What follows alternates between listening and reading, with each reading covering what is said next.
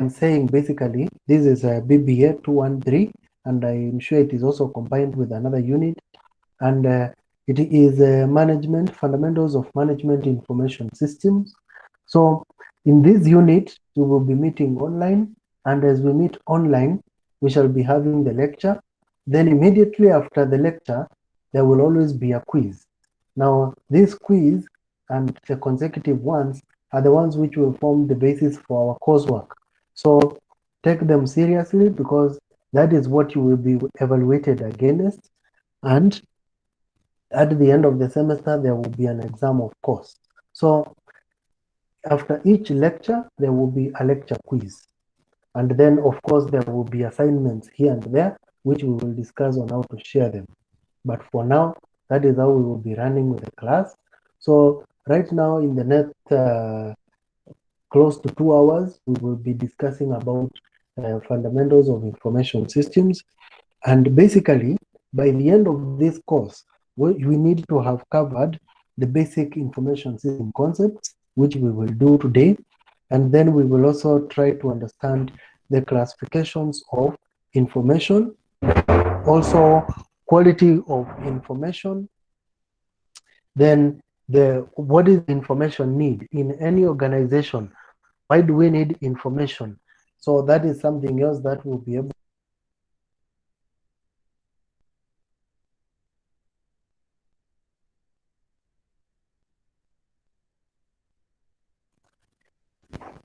We will understand why we need information in an organization. Then we will also understand the objective of information systems. Then we will look at the different types of information systems and where they are normally used in an organization. We will first look at them briefly, and then after looking at them briefly, we will also go to them specifically, looking at the management information systems, enterprise resource planning systems, customer relationship management systems, decision support systems, knowledge management system, content management systems, executive support systems, business intelligence systems, and enterprise application integration. When we are looking at enterprise application integration, is just trying to see how do these different types of information integrate into one to be able to give value to the organization or to the customer, because they work independently, but their work is to bring a common objective or to give a cumulative advantage to the organization that is using information systems. And then after that, we will also be looking at business continuity planning, because once you have now moved from maybe one orientation of systems, which could have been manual, and maybe you have computerized your organization through these automated systems, then you need to plan how do you transition from these manual systems to computerized systems. Then we will also look at the supply chain management. We will also look at strategic business objectives, the development process of information systems, and we will also look at managerial decision making and security and ethical issues towards the end. So in total, we'll be looking at 10 to 13 chapters, which will give us an understanding of what information systems are, why we need them in an organization, and why we need to implement them, as it were, now. So that is what we will be covering basically for this. We will have different types of assignments, and of course the the lecture quizzes. So that is how we will go through the course. So I will request now we start off, and if you have any question or if you need to seek any clarification, you can always raise your hand. There is that button on your screen for raising your hand, or you can just excuse yourself. I will be able to stop and then attend to what you are asking. So let us now get started. When we are looking at information systems, we want to start with the basic concept of information systems, which is a system. When we are talking of a system, what exactly do we mean? So a system is derived from the Greek word, which is called systema. And what it means is that It is an organized way of doing things or an organized relationship which is normally based on coordinated activities. So that is what a system means. That is that organized relationship among functioning units. So Frank, could you please mute your mic? We are hearing your voice on the background. Frank Murithi and Victor Otieno, kindly mute your mic because we are also recording the lecture. So thank you. So that is what basically a system means. It is an organized relationship among functioning units or components. So when we come to Frank, kindly mute your mic. Frank, can you hear me?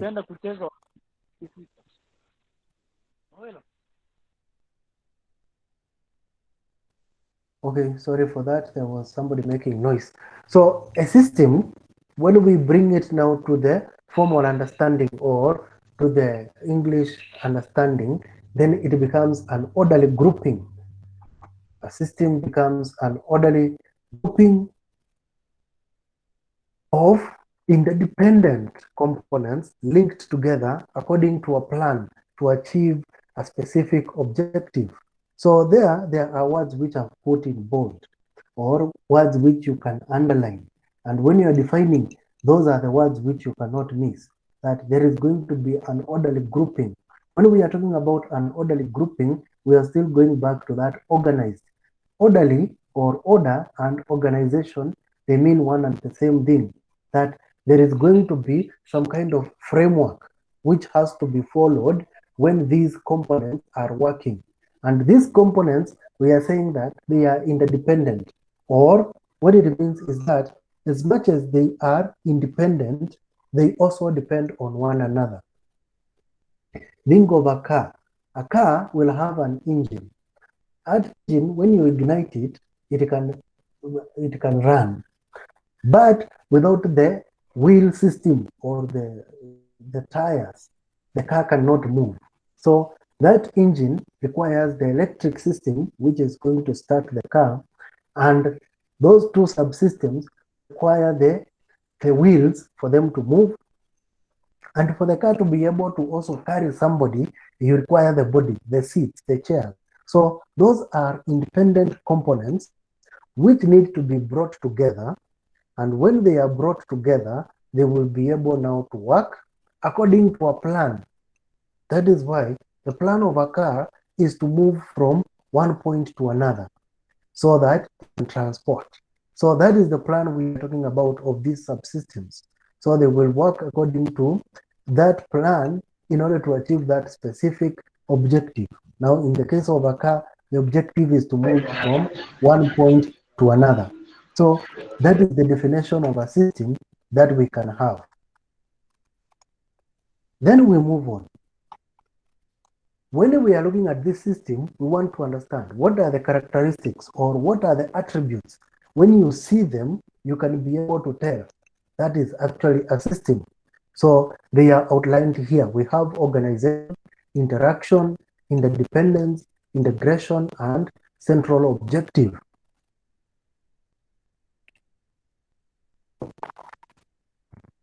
So when we are talking about organization, is that structure and order, which I had mentioned initially, meaning that there needs to be some kind of a framework which will enable these to work together.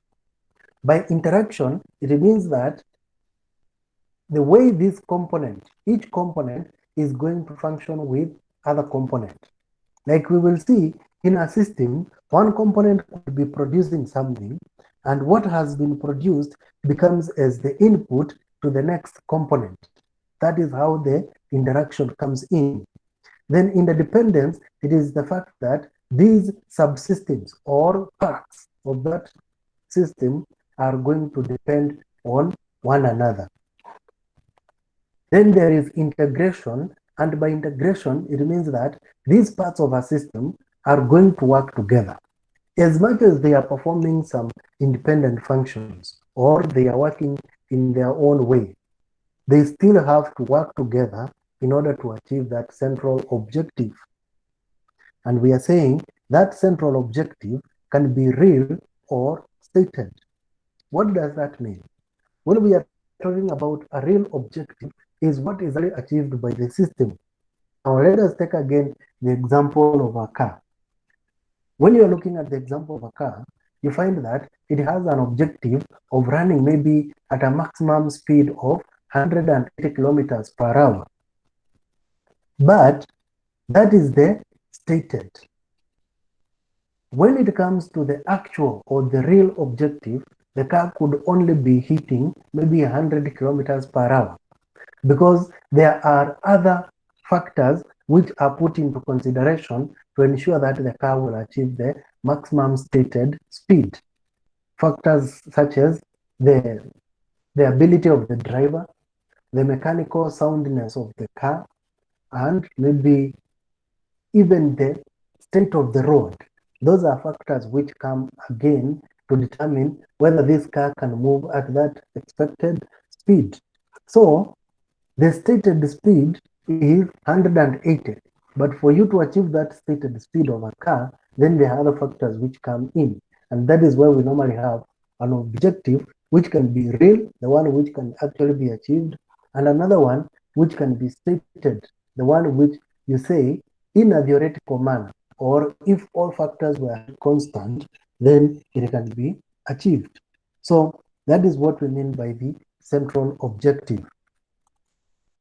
Then, after looking at those attributes or characteristics of a system, then there are several components or elements which make up system. When you look at those components, you can really say that this is a system. So any system will always have an input and an output. So when we are talking about an input, those are the raw materials or what the system takes in, then it works on them, that is through any kind of manipulation, so that it can produce some output. So output is the product of the processing which is happening within the system. So an input will be the raw material which goes into the system. Some transformation activity will take place through manipulation, through whatever kind of, no, think of a computer system, just as an example. You will have an input like typing letters and words on the computer using a Word document.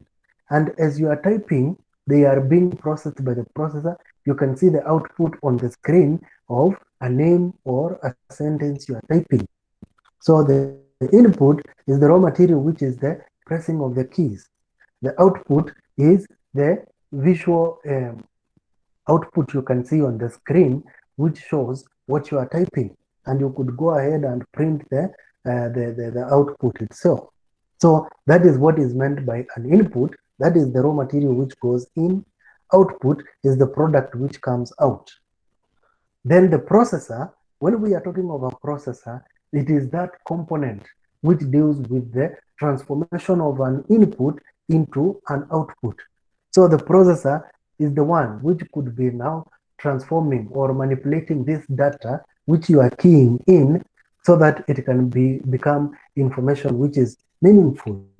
So that is what we call a processor. So imagine you have been given some data, some vehicles which are passing on the road every day, and you want to know in a particular day which kinds of vehicles were passing in that road. So let's say in that list you are told that there were like 100 vehicles. Then you start now manipulating this data by trying to categorize. Out of these 100 vehicles, 20 were saloon cars, 30 were lorries, 30 were matatus. So through that characterization, you are actually processing. You are manipulating that data so that it can produce meaning. And that is why, that is the element, or that is the component which we call the processor doing that activity of categorizing. Then we go to control. And the control is the component that will guide the system. Just like the car has a driver, or the computer has a user who is manipulating or trying to key in information. Then even a system will always have a control, the component that will guide the system to do what is expected. Then we have feedback. And feedback is always a comparison of what is expected and what has actually been output. And a feedback is the one which can be now compared to tell whether this system has worked as expected or not. That is what is meant by the feedback. That is the output. Let us say you could be saying that your computer should be typing 80 words per second. And when you are actually typing, it types 60. It means that it has gone below the performance standards. If it types maybe 100 per second, then it has performed beyond the performance standards. So feedback is always the output being compared with the performance standards. Then there is always the environment. And the environment is the supra system. And the reason why we call it a supra system is because all the systems in the planet, they operate within other systems. So if it is a human being, you always have some other subsystems within you. There is the heart system, which is pumping blood. There is the lung system, which is breathing. There is the stomach system or the digestive system, which takes food and then produces the output, the excrete at the end of digestion. And so all those subsystems are working within a body system. So those subsystems are in an environment we could call a body system. Then this body system could be in an environment we are calling a class, in an environment we are calling a shop, in an environment we are calling maybe the field, just doing activities. And that environment is the one you're operating within.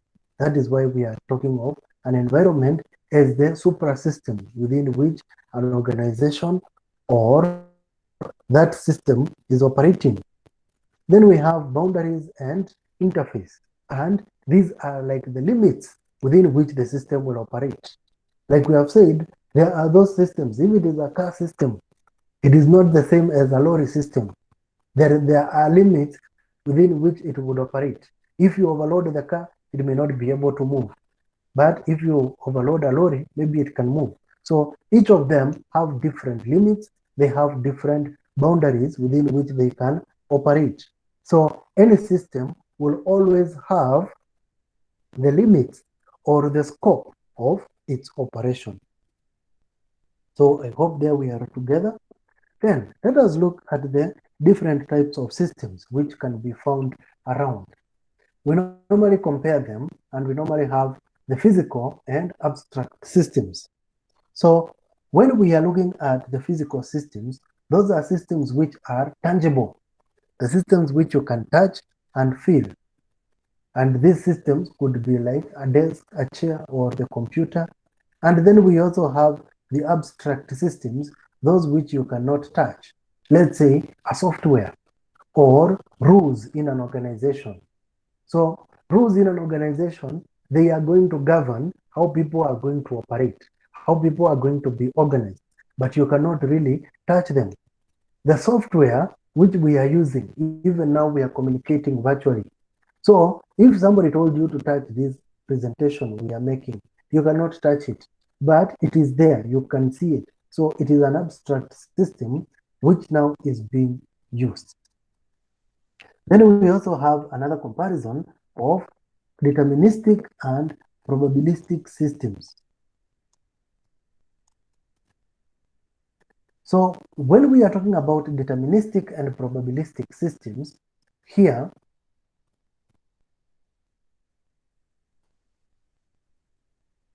we are talking about a system whose operation is predictable. That is a deterministic system. An example here is given.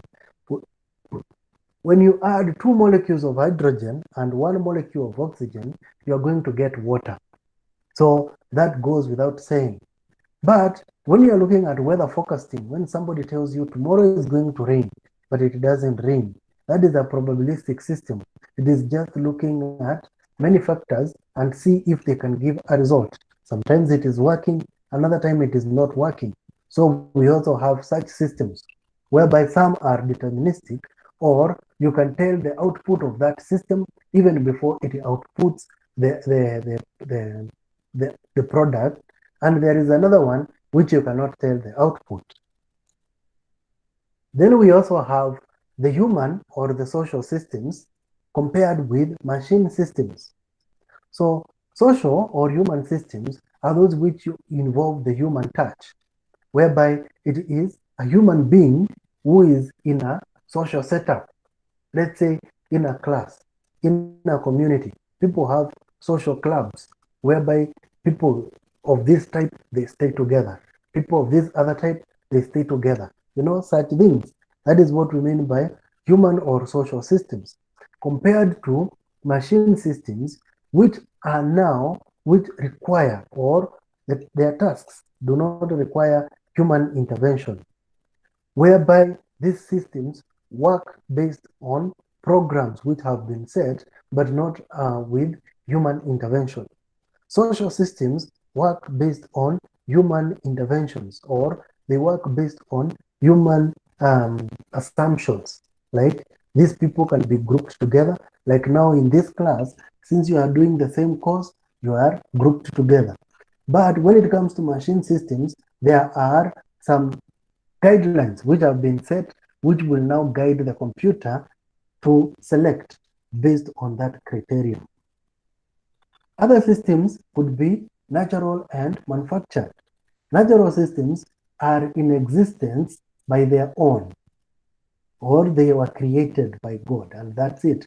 Like the solar system or the seasonal systems, that is normally compared with the man-made or manufactured systems like the rockets, dams, and trains. Those ones are human-made. We also have permanent and temporary systems, whereby permanent, they are going to persist for a long time. And when we talk about permanent systems, they are those which will be in existence for more than 20 years. So you can say that is a permanent system there.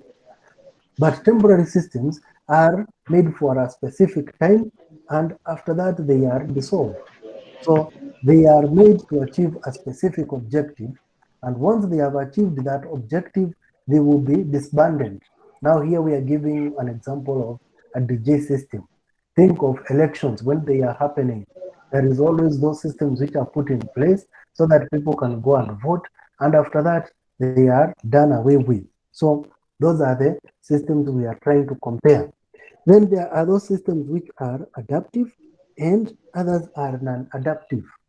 So adaptive systems are those which are going to respond to change in the environment, or they are going to react to the change which is happening around them, and then they are going to act accordingly so that they can survive.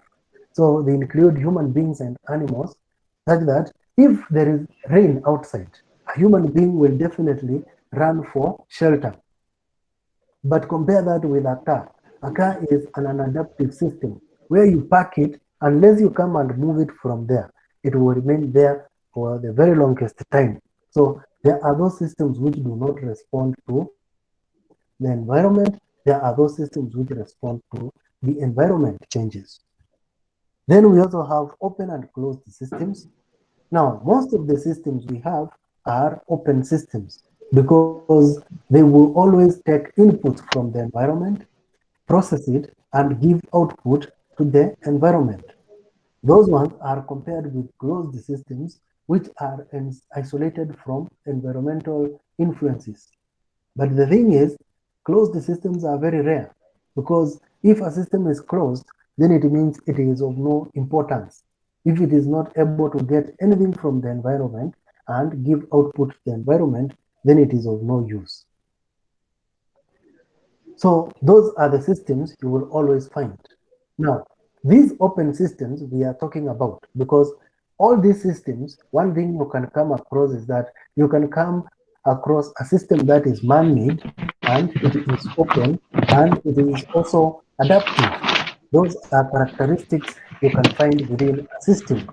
So when we are talking about these open systems, they will always be able to get input from the environment. So that is something which happens with open systems. Another characteristics of an open system is that it has entropy. And when we are talking about entropy, is that aspect of losing energy. So when this system loses energy, it will be run down. That is why it wears out. And most of those systems are like human beings. We grow old. So that is why we also need food so that we can regenerate or we can replenish the energy that has been lost. So entropy is that aspect of wearing down. And in order to correct that, systems will always get input or will be revitalized from the environment so that they can regain their energy or they can return to the steady state they were in. Even a car will always have entropy. That is why we take cars for servicing. That is why we say cars also have a lifetime. They need fuel. The same thing with human beings. They always have a lifetime. After this long, then they are going to be in non-existent. Another characteristic is that this open system will process output and cycles. So it will be able to produce useful output and continue with that cycle over and over. That is why we are saying it operates in cycles following a continuous flow path, meaning that after it has done something today, in another minute or tomorrow, it will do it again. It has like a routine which it follows for it to achieve the objective it is meant to achieve. Then they also have differentiation, meaning that they have a tendency of working towards a specialization. Somebody has their mic on, please mute it.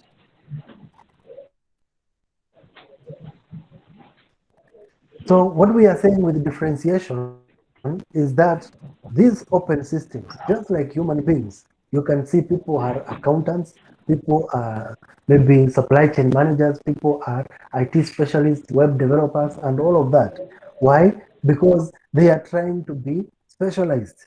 So open systems have the tendency of being specialized towards a certain function where they can perform best. And that is what we mean by differentiation. Then we move on, and the last characteristic of an open system is equifinality. And when we are talking about equifinality, is that they have the ability to achieve their goals through different courses of action. Like they can do a variety of activities, they can pursue different activities for them to be able to achieve the objective that they are looking for. So that is what is meant by equifinality. They don't have one specific path which they usually follow, but they follow different paths until they achieve the objective that they are looking for. Then we continue to man-made systems because these are the ones we are looking at after understanding the information concept and systems. Then we go to what is an information system. An information system, one thing is that it is man-made and it is defined as a set of devices, procedures, and operating systems. A set of devices, procedures, and operating systems which are designed around a user-based criteria to produce information and communicate it to the user for planning, control, and performance. So if you look at these activities we are calling planning, control, and performance, they are already telling you that these are management activities. So we can easily call this one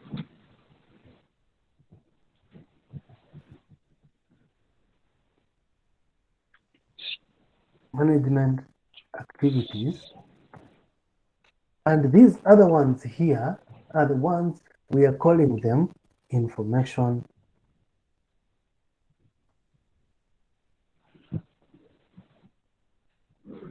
concepts.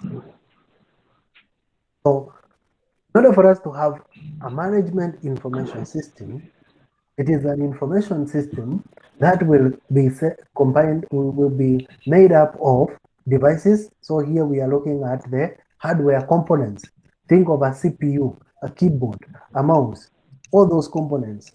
Then procedures, and here when we are talking about procedures, those are like the controls, human-based controls, or the laid down working mechanisms. In any organization or even in your computer, there is the way you run activities.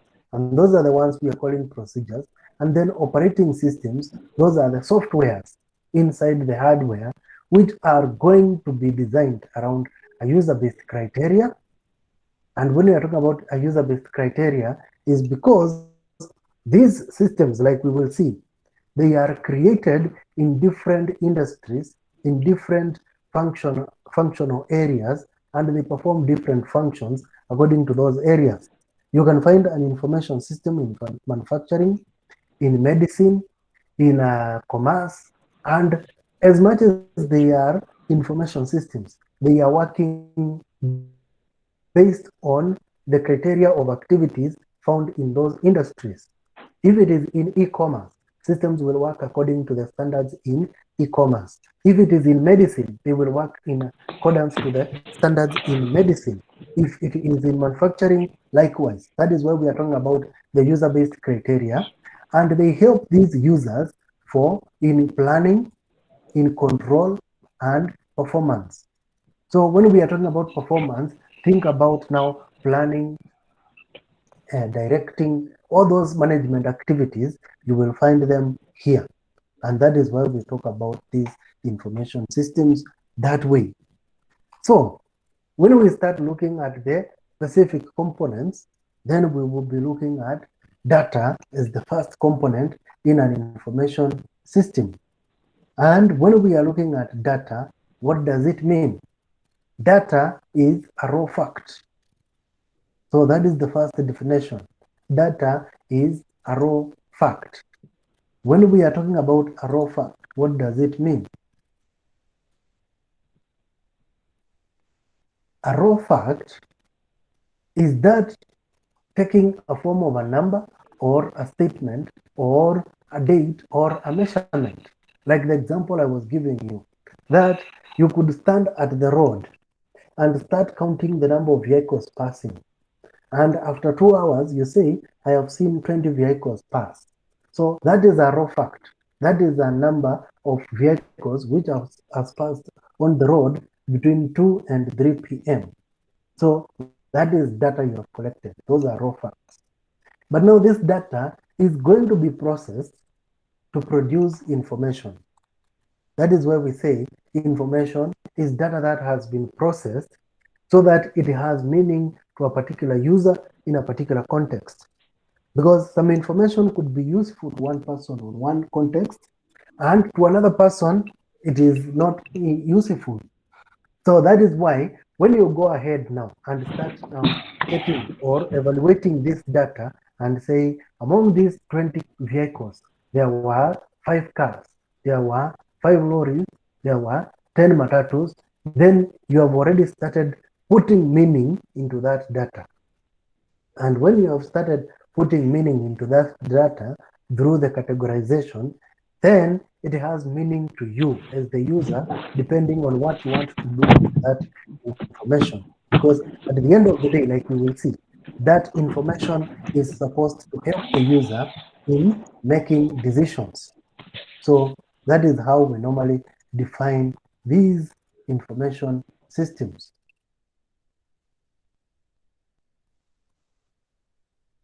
Now we continue. The processing includes collection of the data, and then you subject it to a transformation process. Now, this transformation process can take a different number of transformation activities. You could be aggregating, summarizing, or classification, or you could be adding, subtracting, performing calculations like multiplication, listing, sorting, whatever kind of activity you perform, That is what we are talking about here until you get the information that you are looking for as a user. So that what you need to take home here is that data is raw facts. Then those raw facts, when they have been processed through these activities we are talking about here, they create information. So how do we tell difference between good information and bad information? That is where we start talking about information quality. Now, when we are talking about information quality, there are specific attributes which will normally be found in this information so that we can say it is of quality. Number one is the timeliness of that information. Is this information delivered on time? And when we are talking about timeliness, we are saying it should be available when needed. If the information is not available when you need it, then it is of no use. That is why we are saying if the information is provided too early, it may no longer be current when needed. If it is provided too late, it will be of no use. So it should cover the correct time period. So here somebody is giving an example of sales forecast, which might include information concerning past performance, current performance, and then predicting the future performance. So that could be said to be timely information because it has all the dimensions which are required. Another aspect is the content. That is another aspect of information quality. So when we are talking about the aspect of information quality, what exactly do we mean? In content, we are saying that the information should be accurate, the information should be relevant to a particular situation and a user. So if this information is not accurate or it is not relevant, then it is of no use. That is what we are basically saying. I hope I am making sense. So when we are talking about the content of information as being a factor of quality, it's talking about accuracy and relevance. Then we also have another attribute which we call format. And in the format of the information, we are looking at the clarity. You could provide information, but it is not clear. So if it is not clear to the intended user, it is of no use. The information should also be easily understandable. The recipient should be able to locate the specific items quickly and should be able to understand information easily. So you need to make it clear, you need to make it brief, you need to make it relatable. It should have the right level of detail in order for the recipient to consume it with ease. So those three dimensions of information quality are very important. So when you are looking at the information, you need to look at those dimensions. So good information system must be able to produce information that is relevant, information that is complete, information that is accurate, information that is current, and information that is economical. When we are looking at the economics of information, we normally say that you should not spend a lot of costs in obtaining this information, but you cannot use it to make such money or to recover that cost. That is basically what we normally say. So when we are looking at those three aspects of information, this is how they normally compare. We look at information in these three dimensions.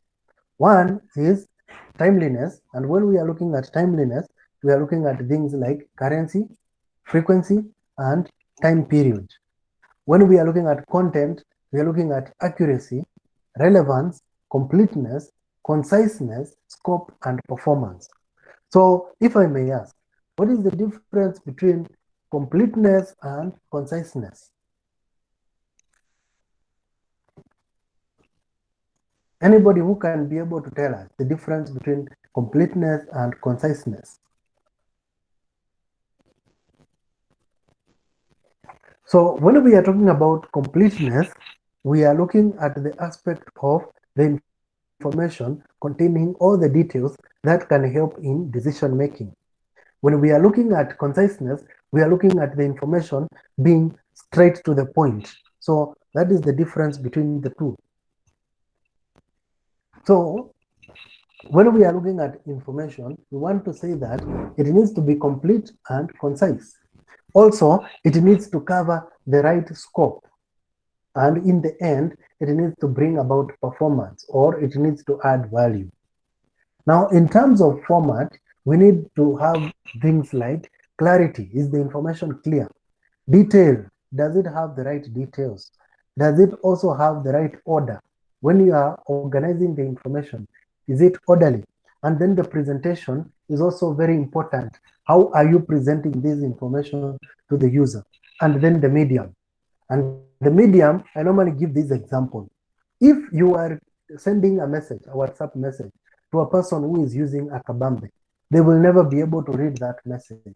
So, however important, however clear it was, the media you used did not meet the objective. So, the media becomes very important. So, we have already looked at an information system. So, what is a business information system before we come to a management information system? So, it will be a group of interrelated components that are going to work collectively in order to input, process, output, store, and control actions in order to convert data into information products that can support forecasting, planning, control, coordination, decision making, and operational activities in an organization. So that is what is meant by a business information system, meaning that it is going to help in decision making and operational activities in an organization. We will see that how that is important. So when we are looking at the components of a business information system, they are similar to what we had looked at, the components of a system, only that they are going to include people and also communications and data. Data was there. So when we are looking at people, we are looking at the people who produce the data or capture the data, people who process the data in order to get information, and people who get the information in order to make decisions. So there are three types of people there we have talked about. We have talked about the processors, or the people who collect the data, and we will see them. Number two, we have looked at the people who process the data, or people who have knowledge and know-how of how to process the data in order to produce the information, and the people who are going to consume that information in order to make decisions. Then we also have hardware. These are the hardware components, the computers, the keyboards, the mouse, and all of that. The software, we are looking at the intangible components like the processor, the operating systems, the application programs, the antiviruses, and all of that. Then we also have communications, and these are the linkages, because nowadays systems do not work at a standalone. They are connected. So the linkages between different systems and different people are the ones which come up under communications, and then the data itself. Those are the components you find in a business information systems, and they have been explained down there. So when we are looking at these systems, we normally use this analogy of an organization. If you look at this diagram, at the top here, it is narrow. At the bottom down here, it is very wide, because at the bottom here is where we have many employees. And when we have many employees, they are the ones who do the day-to-day activities of the organization. And the systems you will find here are the systems we call transaction processing systems. These are the systems which help in the day-to-day running of the organization. They are the operational level systems, like order processing. Think of a supermarket. like neighbors. Those are the people who will be checking whether the milk is finished. They order for more. If the bread is finished, they order for more. They are doing the transaction, selling to people. You find the cashiers at the counter. They are selling by passing these items on the barcode reader. And the barcode reader is the system which is being used to either check out or check in the products as they are coming in and as they are going out. If you are buying and you're buying 2 kg of unga, in the stock, the system will reduce the stock by 2 kg and then add revenue by the price of that 2 kg of unga. There are systems like material movement control, if it is in manufacturing. If it is in finance, you'll find payroll and accounts payable. If it is in HR, you will find employee record keeping. So in different industries, they will have different transaction processing systems. Then right above the operational level systems, we have what we call management level systems, and that is where you find management information systems and decision support systems. And these are the systems which will be able to collect reports about what is happening at the transaction level. And once they collect those reports, they provide summaries which will enable middle level managers to make decisions. And these systems, again, are the ones which are going to get instructions from the top level bosses on how to run the organization. They will be creating programs which are for short term in order to ensure that the organization is running. And then we have the strategic level systems where we find the executive support systems, where you find that organizations are being run by the very few people like the CEOs and the CFOs and COOs. Those are the people who provide like the 5-year plan or the forecast on how the organization is going to perform, if they are going to open a new branch somewhere and how they are going to go about it. And then they will give the middle level manager the function of hiring those people and setting up that branch and all of that. But if you look at the middle level management, these are the people who will decide if maybe this branch is not selling maybe a lot, then we need to close it. Or if this branch is more like of a retail, then we would like to change it to a retail and not so much of a wholesale and such things. So that is how those systems operate. So let us look at them in detail here.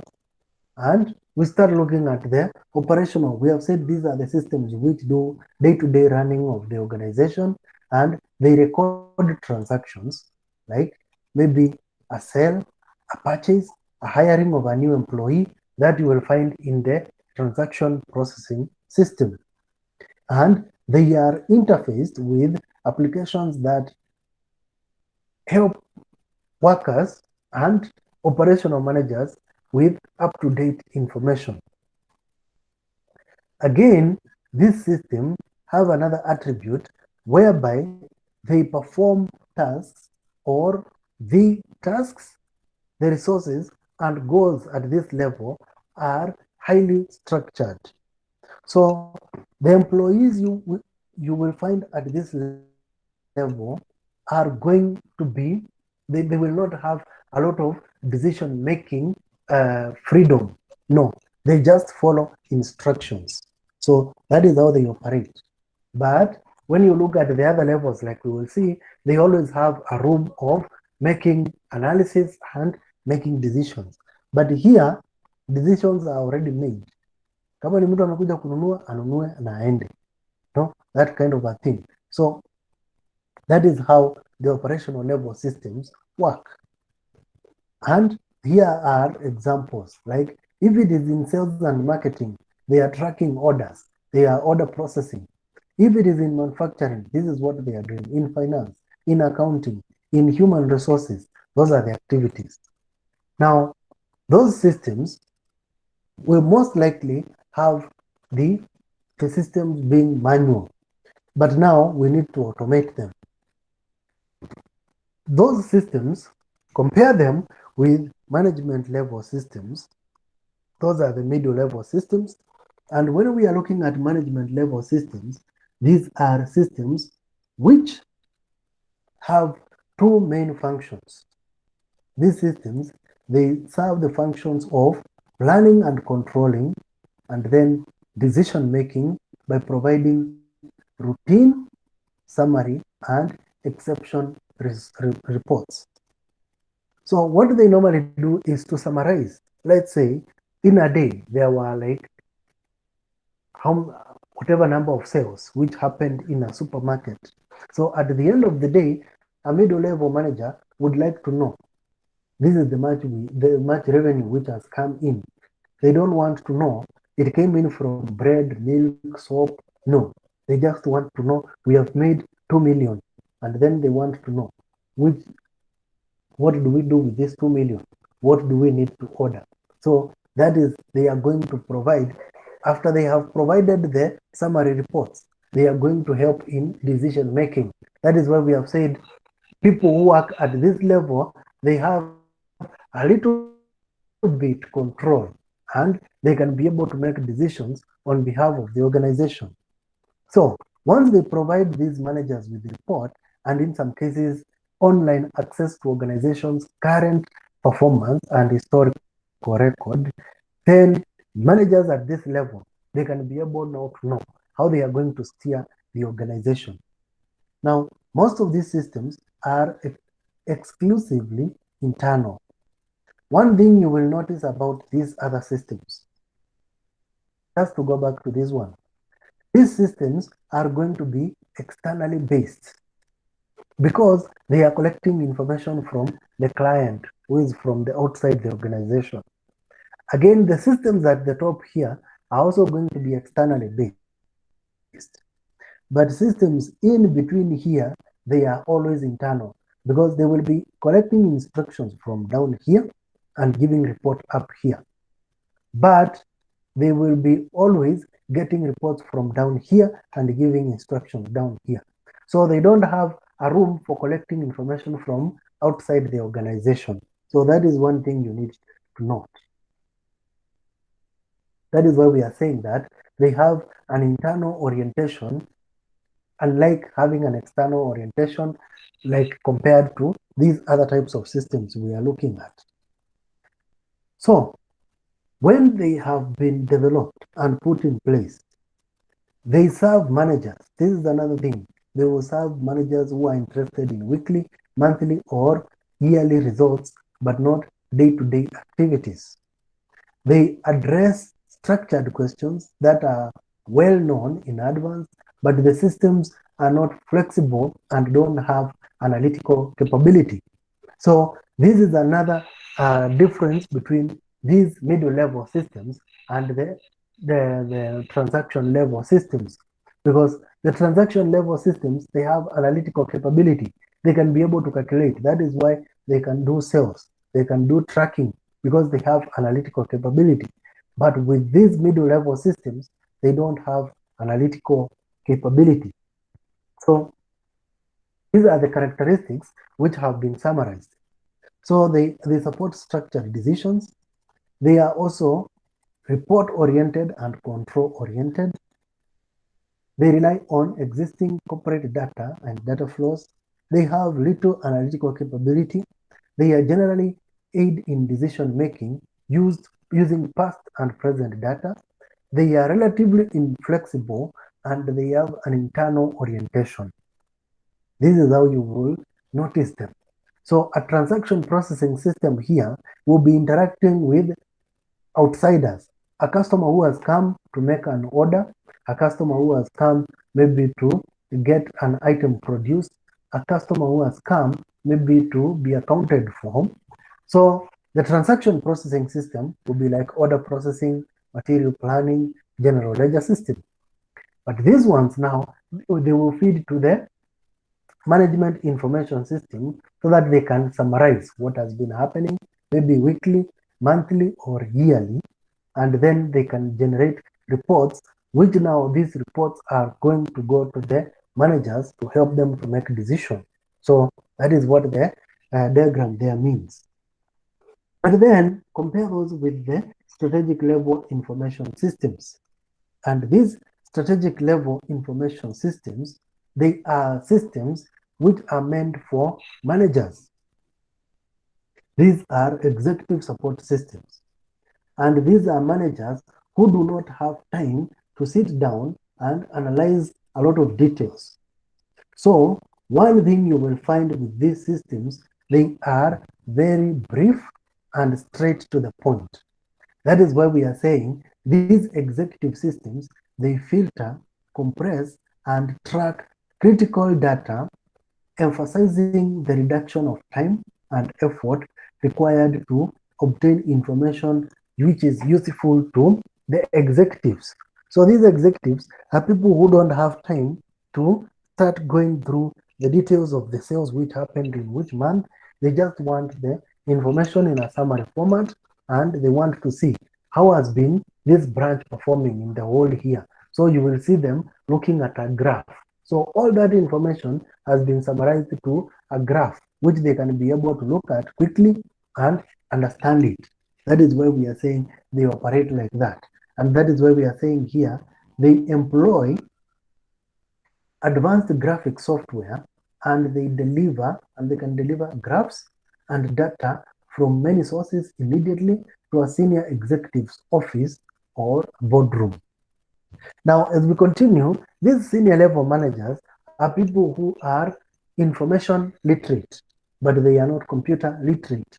So what they need is the information which you can summarize and present to them, compared to the transaction level of employees who are computer literate. They can manipulate this information and produce it in a summarized manner which can be presented to these managers.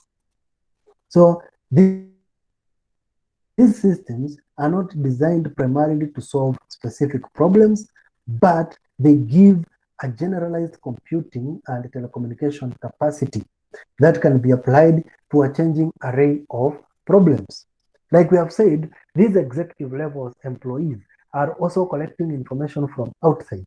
Mostly, it is at the industry level. If it is a bank, they want to know what is the banking rate, what are the laws which are guiding banks in giving loans, and then they compare with the information they have within the organization which has been summarized, and they can be able to make decisions from there. That is why we are saying they just provide generalized computing and telecommunications capacity. So I hope that is clear. So after having understood those types of systems, do we have any questions so far?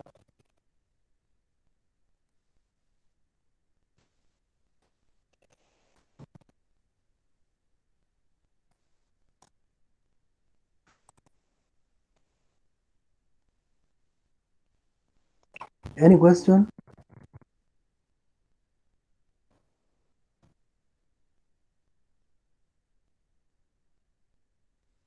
Hello, are we together?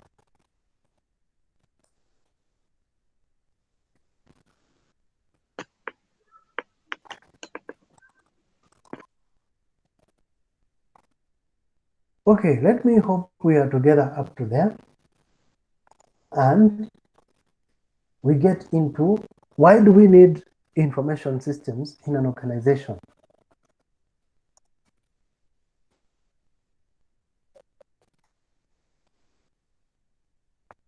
So that is why we are looking at factors influencing the use of information systems.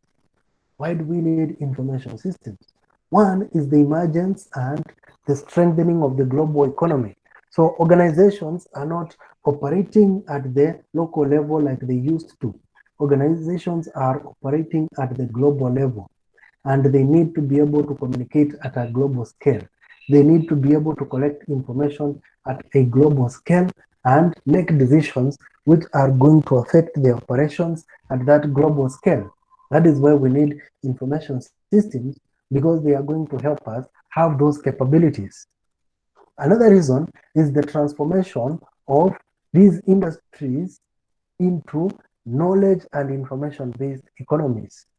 So previously, we used to have the industrial kind of thinking, the production economy, whereby if you're producing a product for a specific market, then you are good to go. But now products are going across the globe. So you need to understand You need to gather information about a client who is somewhere in South Africa, a client who is somewhere in Botswana, a client who is somewhere in the Caribbean, so that you can tailor make your product into what they want. That is where we are saying now the economy has changed into knowledge and information based service economies, because it is no longer about giving products. Like, for example, nowadays people are not buying cars, they are buying the experience provided by the car. That is why cars are being manufactured to fit different users and their different requirements. That is why we are talking about now the economy being more knowledge based. And that is another reason why we are trying to move towards information systems. The third factor is the transformation of the business enterprise. So initially, traditional firms were still hierarchical, centralized, and a structured arrangement of specialists. But that is changing now into the flattened, decentralized, flexible arrangements whereby you can find somebody is flexible to work in any department. Think of a bank some years ago where if somebody was a teller, they remained a teller. They could just count money and that's it. But compare that to today, where you will find that person being a teller today. Tomorrow, they are out there selling loans. The other day, you will find them at the customer care desk, because they have information or they are knowledgeable in all those areas. They are not specialized in one area, but they are generalized so that they can work in any department if it is in a bank. That is what we mean by the transformation of the business enterprise. That is how informations are, or that is why we need information systems all over. Another reason is for operational excellence.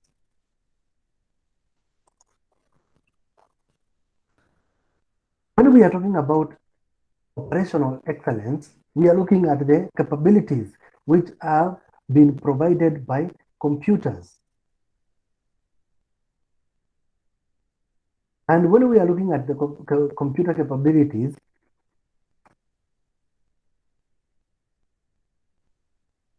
what do we mean?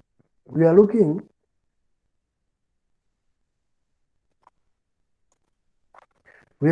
at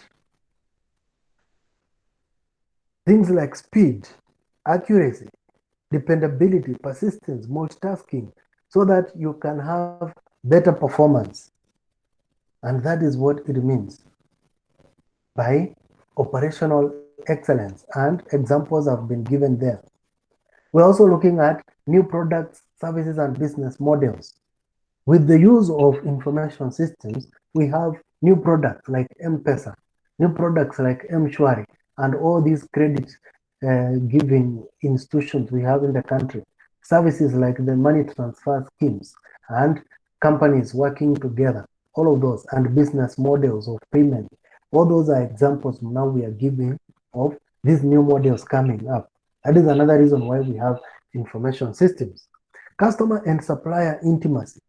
Nowadays, it is very easy for businesses to interact directly with their customers through their social media pages, whereby if you want to complain to a company, you complain directly to them. Nobody is going to stop you. There is no filtering of any information, and it makes response even better and quickly. Also, improved decision making, whereby organizations can be able to collect information quickly, even as things are working. That is why we are talking about real-time data, whereby even as things are happening, you can be able to make a decision whether to change the way things are working or to leave them like that. And it helps in helping the organization perform better. Then we also have another reason like competitive advantage. Through the creation of these products and services and business models and improved decision making, then organizations will have a competitive advantage. And here an example has been given by Dell Computer, a company that does not have any physical office or any physical component it produces. But what it does, it receives an order, and then once it has received an order, it will give its suppliers like 24 hours to assemble that computer it has been ordered, and then it delivers to the client. And this is the case with so many other organizations, like the way you hear of Uber. Uber doesn't own any car, it is just an app. And that app, people are registering there as drivers, and others are registering there as clients, and they are able to work. And that has given Uber a competitive advantage. For survival is another reason why businesses are getting into use of information systems. One, it is either other businesses in your industry have already embraced that technology, so you need to follow suit. If not so, maybe it is because of government directive when you want to follow the law. So imagine like locally, Uber came. So other apps also came up in order to be these local service providers to be relevant because they were being beaten in competition. So in order for them to survive, they had to also have their own apps. Another example, which is also local, is that when the government said that people need to do tax returns and businesses, people used to go to KRA and do it manually. But nowadays, it is being done through the computer. So whether you are computer literate or not, you need to do your tax returns through the KRA website. And that is where everybody is going. So in order for you to survive, you do the same. And that is what it means. So besides those other factors we have mentioned, there are others like computer power growing and prices dropping, computer programs increasing and their variety. Nowadays, even with your mobile phone, you can be able to do a lot of activities. The emergence of the World Wide Web all over, fast growth of internet, increasing ratio of workforce being computer literate. Almost everybody is now computer literate. So that is how they have become more popular. So when we are looking at those information systems, there are those which are strategic information systems, which are normally used. They can be at any level of the organization. Like we have seen, there are 3 levels of the organization. So a strategic information system can be either at transactional level, at management level, or at the executive level. But it is giving this organization a competitive advantage. And that is compared with a strategic level information system, which now is supposed to be at the executive level.